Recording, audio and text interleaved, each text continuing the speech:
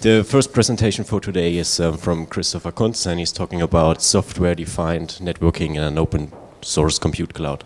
Have fun. Good morning, everyone. I hope everyone's all right and didn't get to bed too late last night. I actually tried to shovel in a couple other slides about what transpired on Tuesday, and I'll just talk about this real quick because it's the actual bug is a real good example about how stacked idiocy can lead to catastrophic problems. On Tuesday, we all learned about a new bug in OpenSSL, which has impact on about 1/4 of all SSL secured web servers.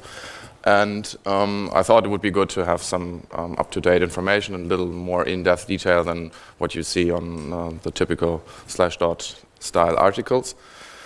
First of all, I'd like to introduce myself. My name's Christopher. I studied computer science in Hanover, Germany, and did my PhD there in 2011, actually, not 12. And ironically, I had an SSL-related topic, and I actually worked with the OpenSSL API for a while, so I know the pain that people are probably going through right now. I've been working for a hosting company called Filou for 15 years now. I have some admin experience, therefore. I couldn't help it. And I used to do a lot of PHP back then, and I'm not really shy to admit that because it has its merits. I wrote a book about PHP security, which is a very grateful topic because there's a lot of stuff to write about. And in my free time, I mesh steel into people. That's a bit odd maybe for some, but it's really fun. Just a very quick ad about my company. We are a hosting company. We offer everything from colocation racks in Frankfurt, Germany to IaaS solutions. We have written something that's between a toolkit and a middleware for our own cloud product, which is completely based on open source software. We use QEMU, KVM for virtualization, and OpenVSwitch for the network layer, and we have a Ceph cluster as a backend storage. We are a 100% subsidiary of Thomas Krenn AG, the hardware vendor, who is also sponsoring the conference, and I encourage you to visit their booth and look at the machines that they have. These are the machines that run our cloud. So, Heartbleed in a nutshell. It has a very cute name. I think it's one of the few security problems that has an actual logo, which is very impressive. And it's not a very cute bug. It's a pre-auth, pre-logging universal OpenSSL bug for OpenSSL 101A through F. And it was introduced very early, actually, in 2012. So it's been present for OpenSSL since sometime in 2012. It was committed to the source code repository in I think New Year's Eve 2011. It allows remote attackers without authentication or any other preconditions to make a 64 kilobyte memory dump of the service memory. Wait a second. Yeah, that's a remote memory dump, and you can basically read from the service memory in chunks of 64 kilobytes, and of course you can repeat the exploit as often as you want, so you can read a lot of memory if you need to. This memory dump may contain, and I've seen most of these already, stuff like URLs, HTTP headers, random stuff. I've seen PHP source code and Perl source code from scripts that were running on the web server fly by me. And it's also possible that SSL certificate private keys are contained in that memory dump. So before I go a little more in detail about the actual hole and what happened and what we're going to do to fix it, what's actually being done there that was vulnerable.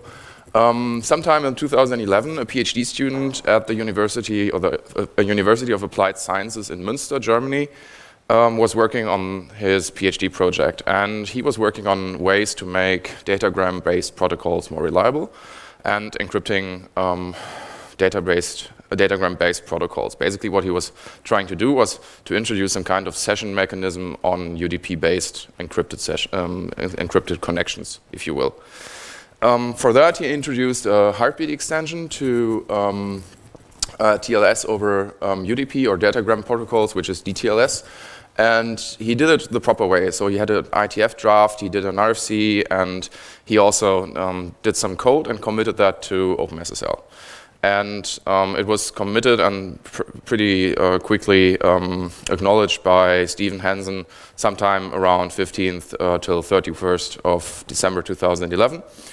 And basically that's when the problem came to pass. The problem that we are seeing is not really a crypto bug. So it's unrelated to Beast or other holes that we've seen in the last years, which are now mostly attributed to the NSA planting backdoors somewhere.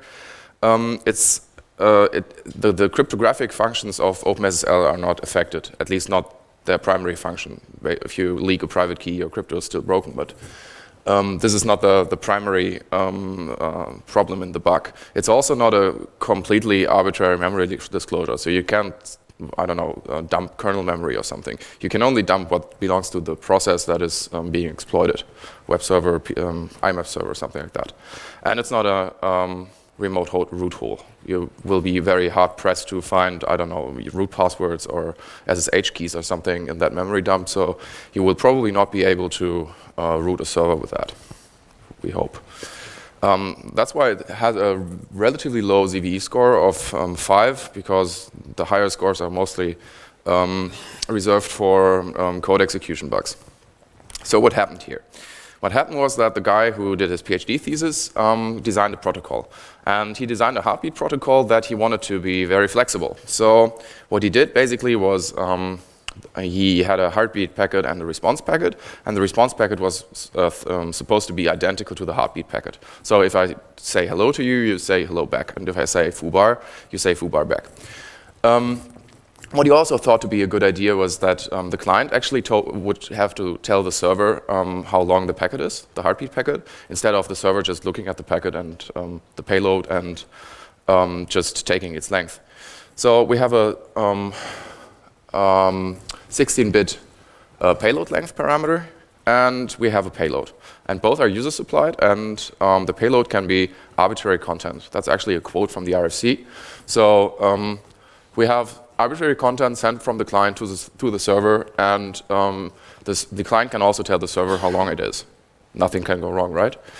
Of course, something can go wrong, and you can see that here. We have a memory allocation here, and then we have a memory copy. And the BP is the buffer that was defined, initialized 2 lines earlier, and PL is the payload length, and payload is the actual payload. So the latter 2 variables are completely user-defined or client-defined. And what happens is that we allocate payload plus 19 for padding and overhead bytes of memory, and we copy PL bytes of the payload via memcopy to construct the response. Actually, what he was trying to do was basically copy the payload one by one to the response packet to have identical payload and response request and response payloads. So what happens is that the client sets the payload length to 64K and only sends 1 byte of actual payload in the heartbeat packet. And what happens now is that the memcopy still copies 64 kilobytes of memory, but only 1 byte of these is actual heartbeat payload, and the rest is memory from the surrounding process. So this is what went wrong, and this is what happens if you test the vulnerability. There's a couple of web scripts to run. There's lots of Python proof of concept scripts, and there's probably also a Metasploit package or a Metasploit module right now. One of the more popular scripts is one that you can download from GitHub, and it can test any TLS-enabled TCP service, no UDP yet. It also has support for StarTLS, so if you have StarTLS FTP or SMTP services, you can test that too. It conveniently dumps the full 64K of memory for you if you test and the server you're testing is actually vulnerable. And this looks like, this is one of these moments where tabbing doesn't work. Yeah. This looks like this.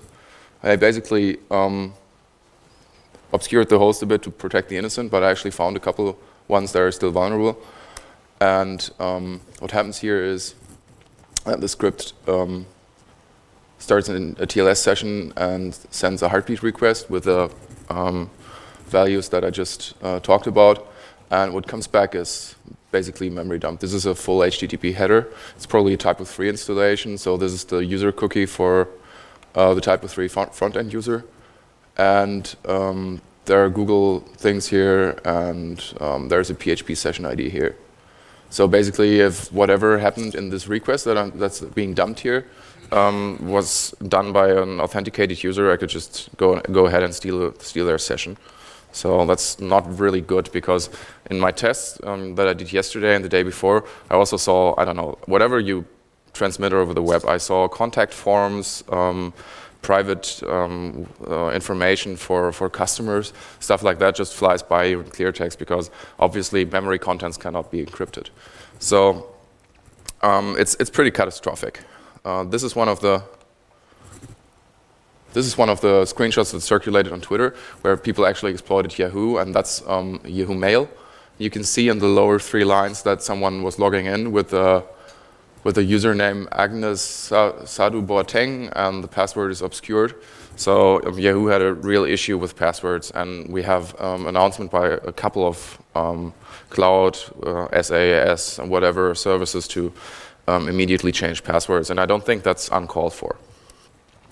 So if you dump memory here, what you see is not deterministic. So right now, I think the opinion is that you cannot calculate what kind of memory you get in return. So you cannot force the server to dump its certificates or private keys and stuff like that. Most of the stuff is boring. It's just garbage. Or sometimes I saw GPL licenses fly by, so basically from some kind of script headers, I guess.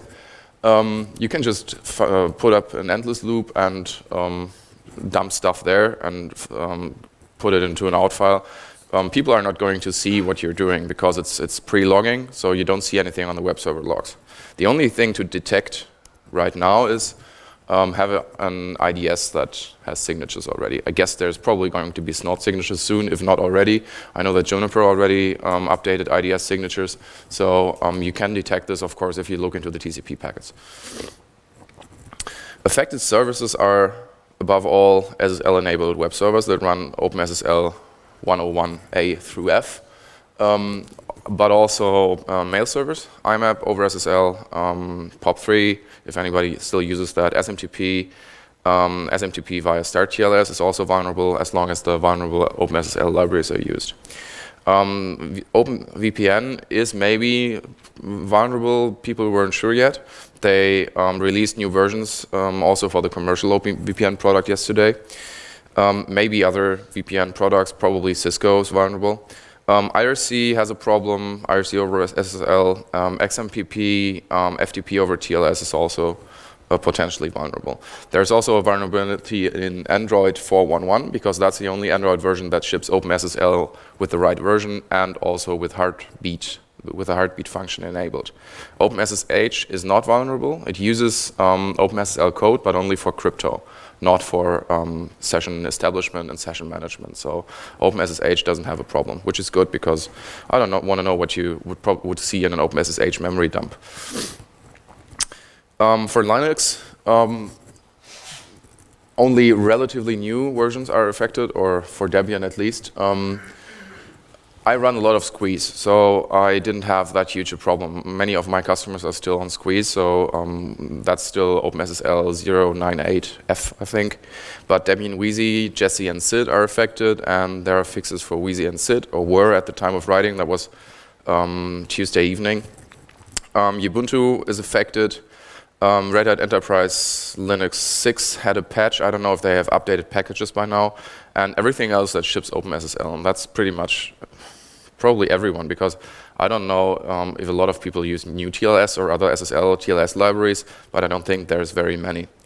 Clients are also vulnerable, and I think we're going to see a lot of client-side stuff in the next weeks, because that's something that's often overlooked. If I run a server that's crafted to send these crafted Heartbleed packages, I can exploit clients, so I can get memory dumps from clients. We don't really know what a memory dump from a Firefox would contain. I'm not sure if it's at all interesting, but if it is, we can see funny things probably. Other affected stuff, Cisco stuff. They say they don't generally use OpenSSL, but their SSL VPN products are probably affected. Juniper has released fixes for their SSL VPN product. They don't have any yet for the SSL-based management interfaces for their routers or switches or infrastructure stuff. We don't really know about stuff like Big IP or camp load balancers. We don't know if AVMs, Fritzboxes are affected, and we have another hole in the web administration front end again. Maybe your home NAS is affected, QNAP or Synology. They all ship basically Linux-based, Apache-based SSL secured web servers with their products.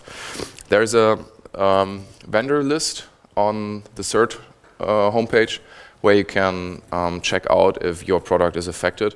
There were still a lot of unknowns at the time I looked at it last time, yesterday, but I expect it to fill up pretty soon.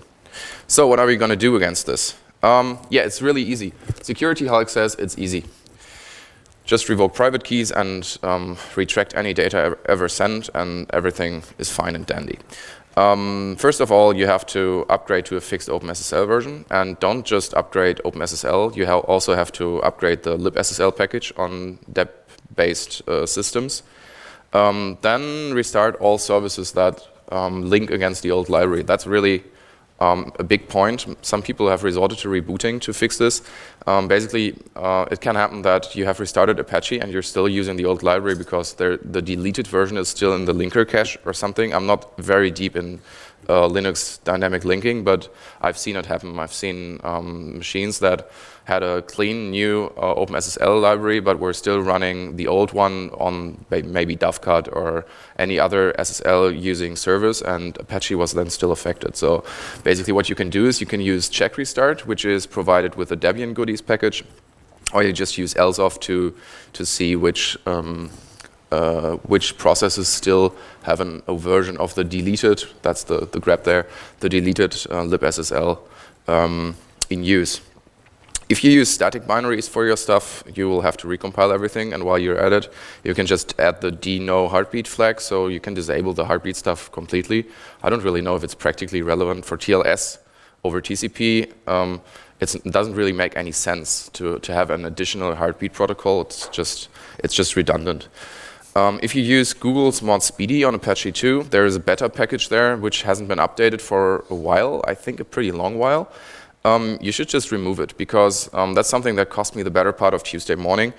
Mod Speedy brings their own mod SSL for Apache, and that mod SSL is statically linked, or there's a statically built copy of OpenSSL in there, and that's a vulnerable static copy of OpenSSL. And what mod Speedy does is basically it changes the load statement in your Apache config to load that new mod SSL. And if you do a2 dismod to disable the module, as I did, you don't actually change that load line. So the module is disabled, but it's still loading the wrong mod SSL. And that was really hard to debug because I just didn't have that mod Speedy stuff on my screen anymore. So you should probably remove that. I talked to a Google guy yesterday, and he said he might look at what happened there and might look at if an updated version could be pushed out. So the really important question is, what about our certificates? I think I have about 180 SSL certificates deployed for my customers, and it's possible that their private keys have leaked. We know of a proof of concept scenario, which is very limited right now, but might expand in the future, where you can have a freshly restarted Apache on FreeBSD, and if you do the Heartbleed check on the first request, you will see the private key for the SSL certificate that answers the request. So it's not impossible. It's probably very hard at the moment, and it's not deterministically possible to dump the private keys, but it's possible. So if you go by the book, you will have to revoke and reissue your certificates, your most important or most widely deployed certificates, if none else. So basically, if you have wildcard certificates on 20, 30 machines, you will probably have to revoke them. And you will have not only to reissue them, but you will have to revoke them, because if someone got your private keys and they also have your certificate, obviously, because that's public information, they will be able to man in the middle. They basically have a valid certificate with your domain on it, and they can sign or do whatever with it as long as it's valid, which is going to be probably a couple more months. So not only do you need to reissue, you actually need to revoke your certificate. Some CAs offer free service, but that's usually only reissue, and I don't think that really fixes the problem. You will have to try to get your certificate revoked free of charge, and good luck with that. If you don't have perfect forward security in your, or perfect forward secrecy in your web server's crypto algorithms, you might have an additional problem, because whoever sat on your line and sniffed your SSL traffic is now potentially able to decrypt it. But that's probably a little bit far-fetched. I don't think this is an APT attack or NSA is behind this or something. It's just an honest program mistake, I guess. And I guess the guy who did it is probably very, very embarrassed right now. So that's for our little interruption. And now back to our regular scheduled program. I was actually going to talk about what we call, or what the industry calls, software-defined networking, basically what you can do with OpenVSwitch.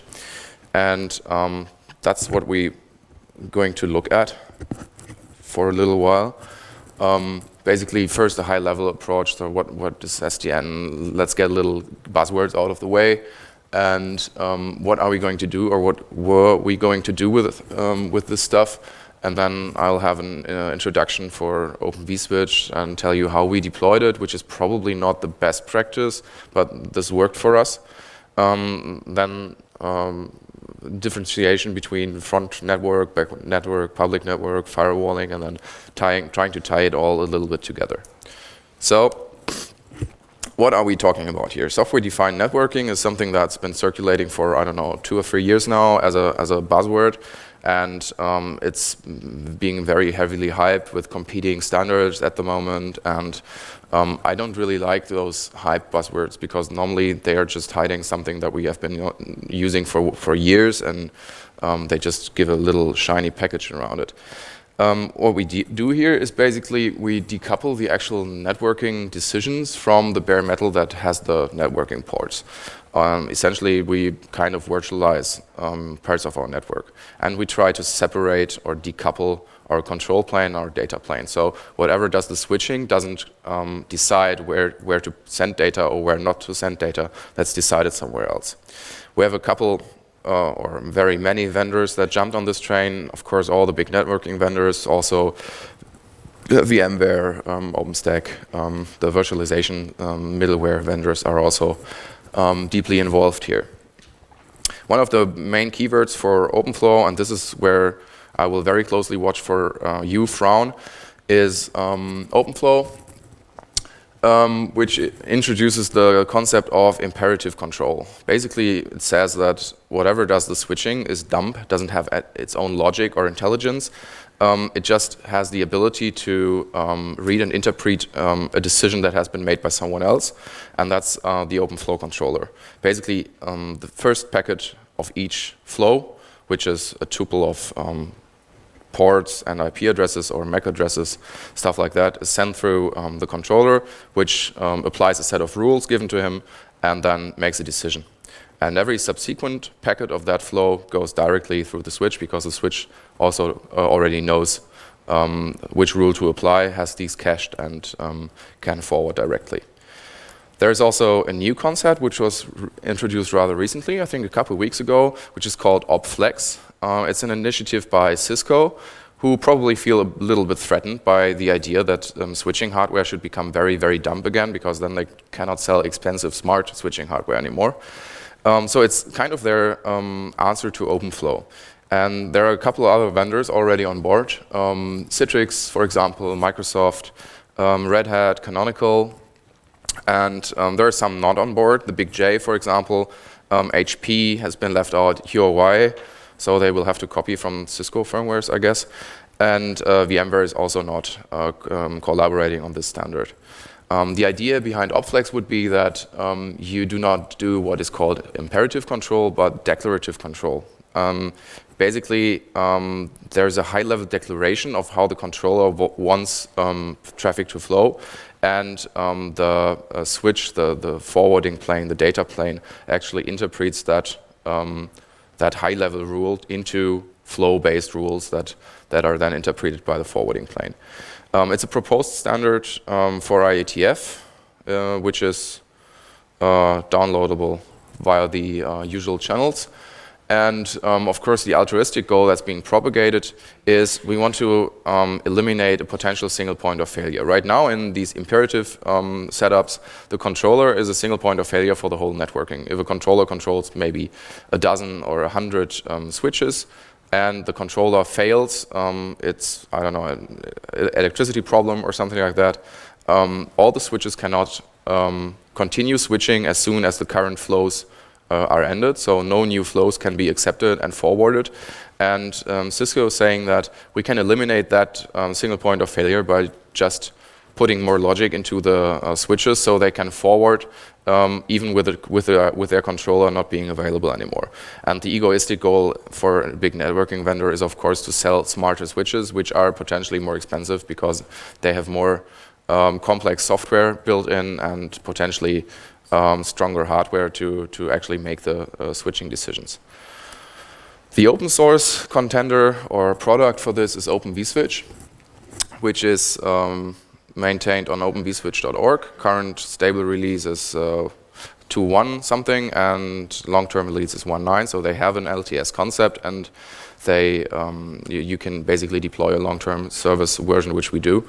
It's open sourced, dually licensed under an Apache license and GPL.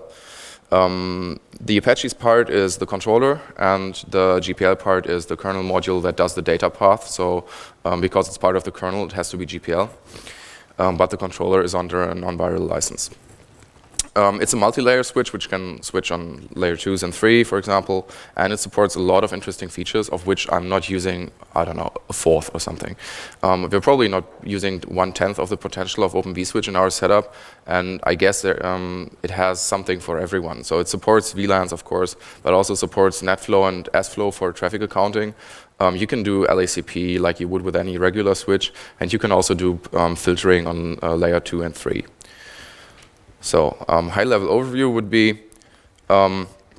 you have a kernel module in the bottom that sits in the kernel and does the actual forwarding, and you have a vSwitch daemon and a OVS DB server, which sit in the user space and contain the OpenFlow and interpret the OpenFlow rules and forward interpreted rules to the kernel module to actually do the switching. And you can have an external that's very tiny up there, but it says off box, the top dashed line. You can have an external control cluster, which basically does all the decisions externally and manages a whole spread network.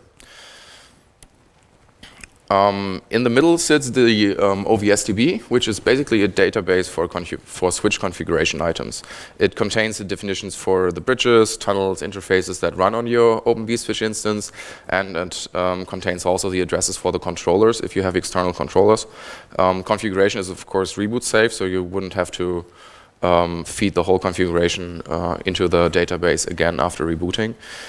It's not anything we know, as far as I know. So it's not MySQL, SQLite, Mongo, or something like that. It's a custom database format, speaks a custom protocol, and it's basically log-based. So you can see all the changes by dumping a log of the database, and that's very good for change management or for debugging. If you see something has changed and now it's not working anymore, you can basically see all the changes and then roll back to the last working state.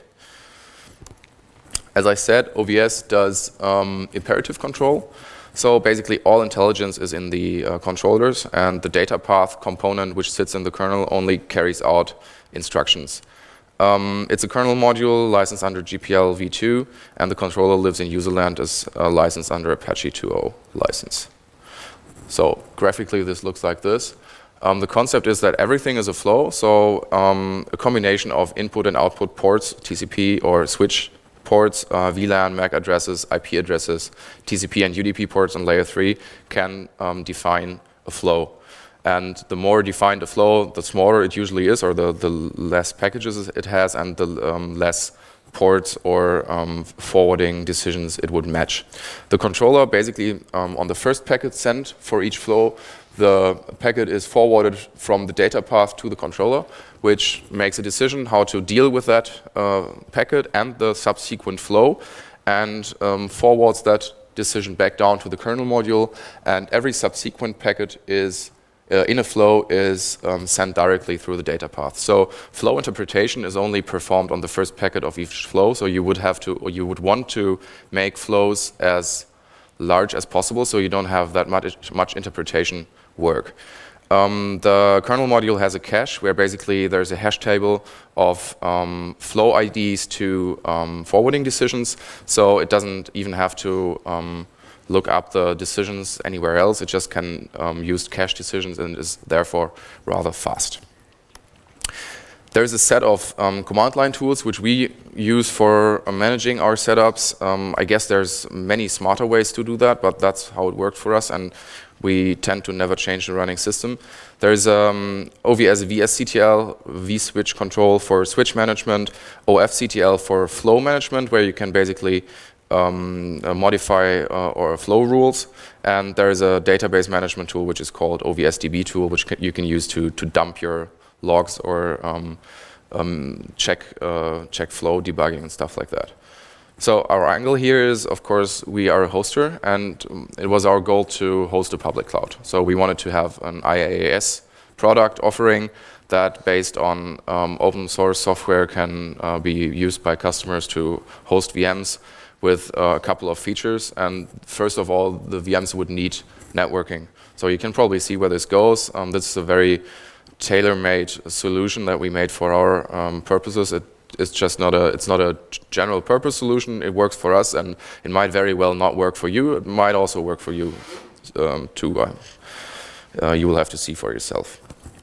What we wanted, what our requirements were, was we wanted, of course, an internet-facing frontnet interface for every VM, so they can get a public IP address and they can talk to the internet. We also wanted them to have a back-end network that is only shared with other VMs of the same customer. So basically, we wanted VLANs for VMs. We wanted the VMs, of course, to be isolated in the network. We don't want other customers to see traffic of their neighbors on the same machine, but I guess that's a given. We wanted firewalling, off-VM firewalling, that is, so people could have a packet filter that sits in front of their VMs and not on the VMs. We wanted to be able to shape, mostly for terms of service breaches. So if someone has an owned machine and is just shelling out spam or traffic, DDoS traffic, we wanted to be able to put them back to, I don't know, 1 Mbit or something like that. We wanted some rather fine-grained accounting to do IP traffic accounting, and we wanted to be able to live migrate from one host to another. So in an implementation, it would look like this. You have your VM boxes, which are the orange boxes, and a lot of VMs sit in them, and basically the physical boxes are connected to a front-end switch and to a back-end switch, and the VMs will have to get their networking from there somehow. Virtually, it would like this. There are 2 interfaces in each VM. One of them, the green one, goes up to the internet and goes through a firewall, and the red one basically only goes into other VMs of the same customer, but can span across multiple hosts. So we would have to have inter-host VLANs, and it's basically not possible to go from there to the internet, only to other VMs that belong to the same customer. In the stack, it would look like this. Of course, everything is basically connected to OpenVSwitch via a bridge. The OpenVSwitch instances are connected to each other, and they also have a internet-facing interface that goes outside. So how to do this? We turned out to be compiling OpenVSwitch ourselves. There are packages in apt for, I think, Ubuntu and Debian. I'm not sure which versions they run because we don't use them. Do you know about that? Okay. But if you take plain Ubuntu LTS 12.4, you will have to also install the new kernel modules because it's a very old one. It doesn't work. So it's probably a fair bet to compile stuff yourself, I guess. Yeah. Why don't you use the 142 from Debian? So if you run apt, I think you run Ubuntu or Debian. We run Ubuntu mainly. Okay, so in Debian we run OpenSwitch with 1442. It's 142.1. We're pretty happy. The question was why we don't run the Debian stock packages, which have OpenVSwitch 142, you said. I'm actually not the guy who admins the machines, but with older OpenVSwitch versions we had issues. I don't know the exact issues, but there were issues, and eventually we landed on 193, which is the current long-term stable release, and we're pretty happy with it.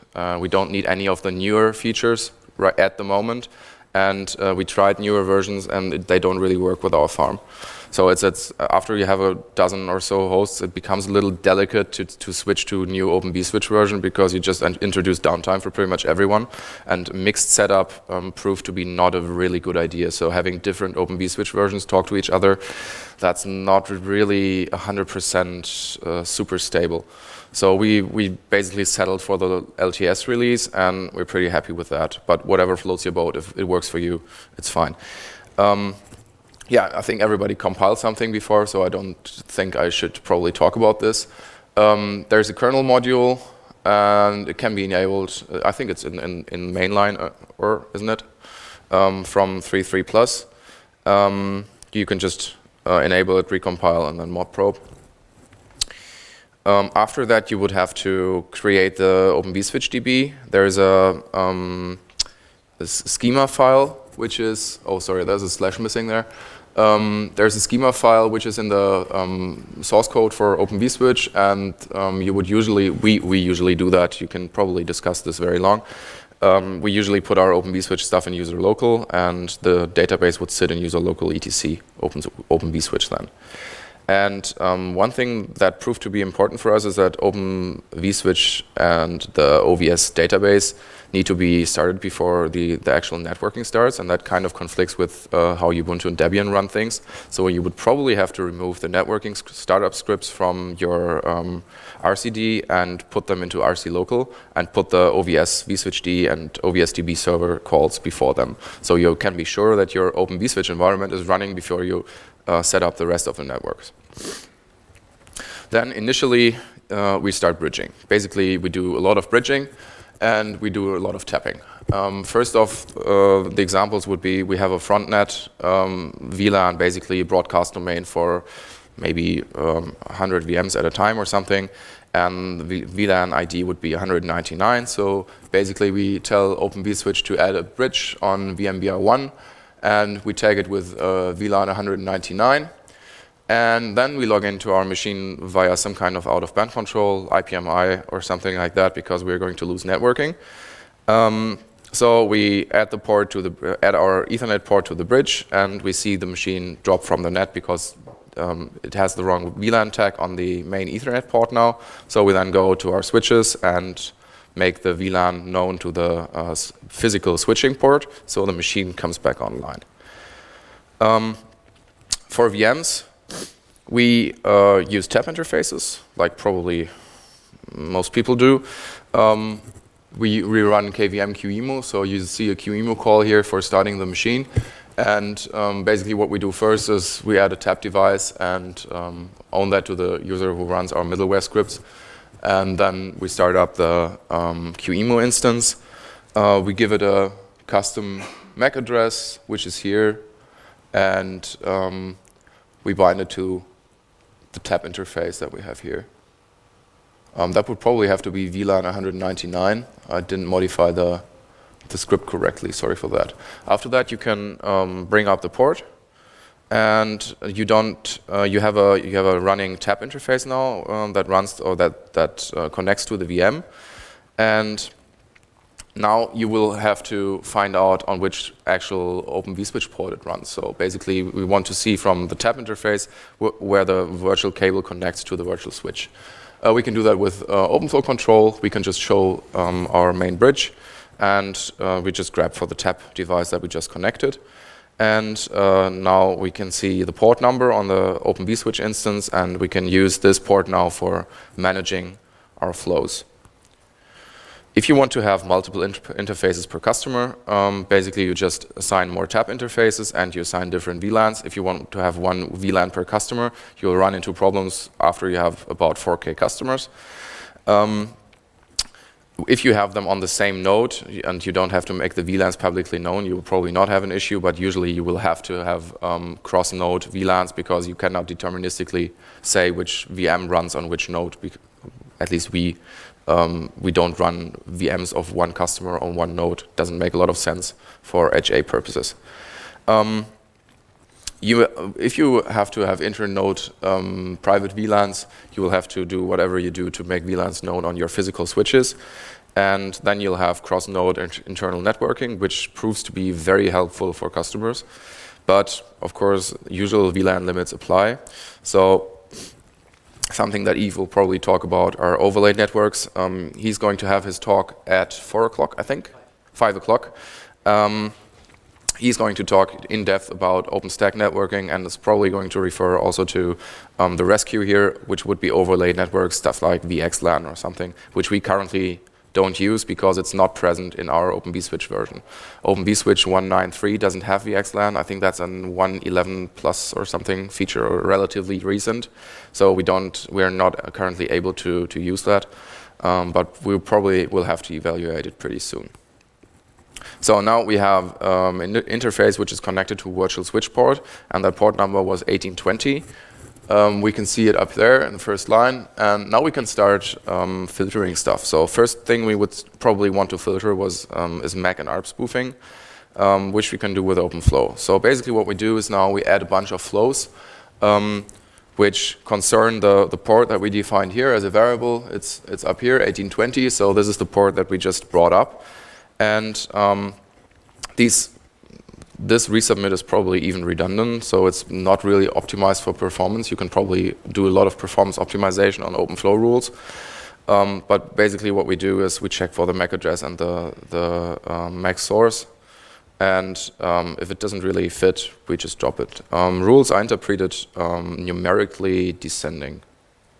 I never seem to memorize that. Numerically descending is right? Yeah.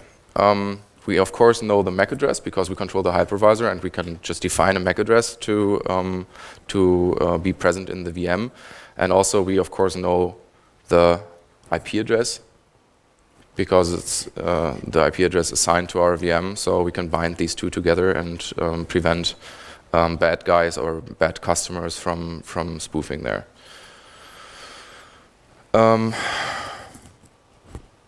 That would be ARP spoofing, I think, or maybe I just copied the wrong slide. There's a couple of caveats for that. Sometimes you actually want customers to be able to spoof, because that's one of the features that you would use for stuff like ZRMon or other Linux HA solutions to hand over the virtual IP addresses. And we have a couple of customers who run HA clusters across our cloud cluster, and they have VMs that sit on n different nodes, and each VM sits on a different node than its counterparts. And these people have to be able to bind a second IP address to the MAC address. And if you want to cater for this by design, you can just assign sequential MAC addresses to VMs from the same customer. So you can have a per customer MAC address pool, and you can assign them sequentially. Then you can use wildcarding in the OpenFlow rules to actually apply the correct filters. Or you just have to set additional rules to cater for the cluster or virtual IP address, however you want to call it. You should probably never allow customers to enter their own rules anywhere, but I think that's a given. So this is another, now we're moving a TCP to TCP, so we're moving a layer higher. This is another OpenFlow example where you can see that we are now actually doing packet filtering. So we have a rule that defines traffic between 192, 168, 123, and 12, 13. And the destination port would be 18, HTTP, and we don't want anything to happen there, so we drop traffic.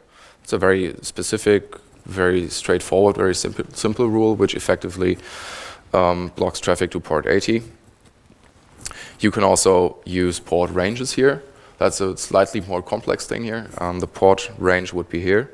These are hexadecimal bit masks. So basically, what you do to calculate the port mask is you use like sitter masks only for ports. And what we do here is we drop traffic from ports 1512 to 1516. From OpenVSwitch 1.11, there's wildcarding for pretty much everything. You can wildcard MAC addresses, you can wildcard TCP, UDP ports, and I think this concept is called mega flows because you do what I said initially, you drastically increase the matches for your flow setup. So basically, what we see here is a definition for one flow, and it concerns traffic between a /24 network and a /32 IP address on 4 different flows. So the data plane, if it sees traffic come to one of these ports, only has to cache one flow rule, not 4 of them, or 256 for the whole /24 network. It's just one flow, it's one rule, and one cached entry. And that makes everything, of course, a lot less memory dependent. And for large networks, it will probably scale really, really well. But of course, you broaden your matches, which is not a problem for a drop if you want a lot of security anyway, but might be a problem for permissive rules. And regarding permissive rules, this is our fall-through rule, which we have at the end of each flow definition or firewall definition, and that basically accepts everything that's not matched by previous rules. So this looks, just a very quick look at this. In production, I have the configuration for my own VM here, and yeah, that's just the rule set that we apply here. So this is my public-facing IP address, and well, nothing really fancy here. It's basically what I have on the slides, and we also have I think we have a fallback to IP tables if the OpenVSwitch module can't be found. But this is what we use for OpenVSwitch. So nothing really surprising here. Okay, on to the other features. We do accounting very simply. We just use the interface counters on the tab interfaces, and we grab the counters regularly and just put the deltas into a database. With OpenVSwitch, you can also use NetFlow or SFlow, and I guess your mileage will vary about how well you can do that for actual accounting that flows back into billing. Especially for NetFlow, you will probably have really a lot of data, and you will have to have a strong box interpreting that. But that goes for every NetFlow setup. So we didn't go there yet. If anyone here does NetFlow or SFlow for accounting OpenVSwitch, I'll be glad to hear your experience. Nobody? Okay. Next feature would be shaping. That's a topic where, especially in the low-cost area, where you have a VM that's basically $5 a month, you don't want that VM to shell out 20 terabytes of traffic. So you need a way to somehow polish this. Simply put, you can basically go ahead and just do ingress polishing, and you can just limit the overall data rate. So basically you can say this is now a 10 Mbit interface, not a gig E interface anymore, which is very close to the Linux shaping syntax. You have a normal flow rate and you have a burst rate, which goes on top of the flow rate, so these are additive. You can also have very complex QoS, which basically does Linux HTB, and you can configure very, very fine-grained how you want to apply quality of service parameters to your cloud. again, we don't do that. We do shaping occasionally for customers that fall out of the fair use policy, but and that works mostly as intended. But we don't do any complex QoS. So if anyone does that, does OpenStack networking support that out of the box? Is there ways to do that in OpenStack? It depends on the plugin you use. Okay. But the normal plugins we have at the moment. Okay. Good. So shaping for just bandwidth shaping is rather simple. Complex stuff can also be done, and you can basically do QoS on, I don't know, port 80, or you can shape BitTorrent traffic or whatever you want, and that's also supported by OVS. It's a bit tricky, I've read, but it's possible. Regarding live migration, OVS has support for live migration by establishing a GRE tunnel between the OVS instances on the receiving and the losing host. What we basically do is we start the VM up in suspend to RAM mode on the receiving host and stop the VM on the losing host down the interface and then bring it up again. And we have rather short uptime also that works.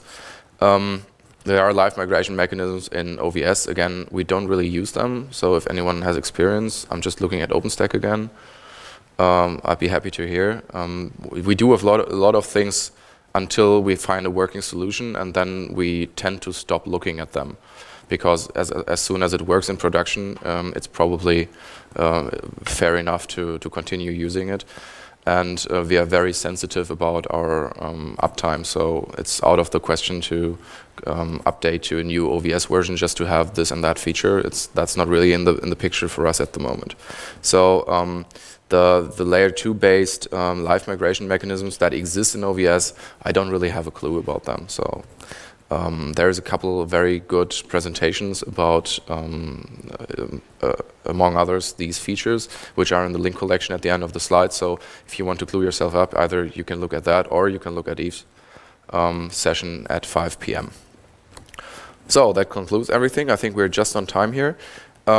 Thanks, everyone. I hope you learned something, or you could just laugh to yourselves on my expense. And if not, well, I would buy you a beer, but it's 10:25 a.m., so that's maybe a little early. But if you have any more questions, just feel free to shoot now. Yeah. You talked about the single point of failure in the controller. Yeah. How big is this problem? That's a good question. We don't have the problem because our layout is different. Just repeating the question, I was asked how big the single point of failure problem for failing OpenVSwitch controllers is. We basically co-locate the controller on the machine that runs the OpenVSwitch instance. So there's not a lot of failure scenarios. The process could crash because of out of memory or because of reasons. Then you would have to restart networking pretty soon, or you will lose connectivity on the instances. Yeah. Does it mean that each virtual machine host runs its own controller, and you don't have any system-wide host over kind of? Currently, we don't. No, we have a centralized host that does the management, but it's basically configuration management. So we don't use I said that earlier. We don't use the OVS internal controller mechanisms to have basically one central controller, that central OpenVSwitch controller. We have a central machine that basically manages the configurations, and we currently manage everything by configuration file and not with a central controller. So we don't have that failure scenario, but that wasn't intentional. Honestly, we just felt it to fit into our workflows better and to our deployment workflows better. And if you have a central controller sitting in the middle and that controller fails for some reason, you will have to restart it rather quickly, because otherwise, as soon as the currently cached flows are not valid anymore, so new traffic comes in with a different flow spec, you will not be able to accept that. I think there's a fail open mechanism in OpenVSwitch that can be used for that, where you basically forward everything, but well, that's also not the best solution. And there's also, I think, a possibility to cluster these controllers so you can have high availability to avoid for those pitfalls. Yeah. So the management solution which controls which data configuration of the individual hosts. So it's custom built. It's nothing based on. I'm sorry, I didn't hear you. KMO and configure OpenVSwitch with your custom solution. Yeah, exactly. The question was if we have some stock solution or something custom built, and we have a custom solution that we wrote to manage the configuration stuff. It's not Puppet or something. No.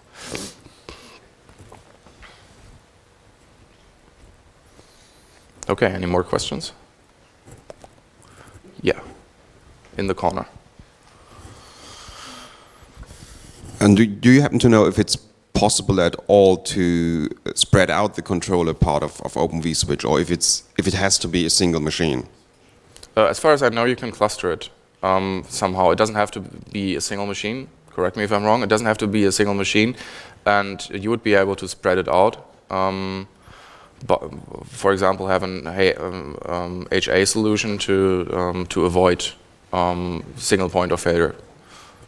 Should not be an issue. We don't use this, so I don't have a lot of mileage here. Okay. You will receive the slides after the conference, I think. And in case you want to have a look, these are the presentations I was talking about. And I wish you all a nice rest of the conference, and thanks for listening.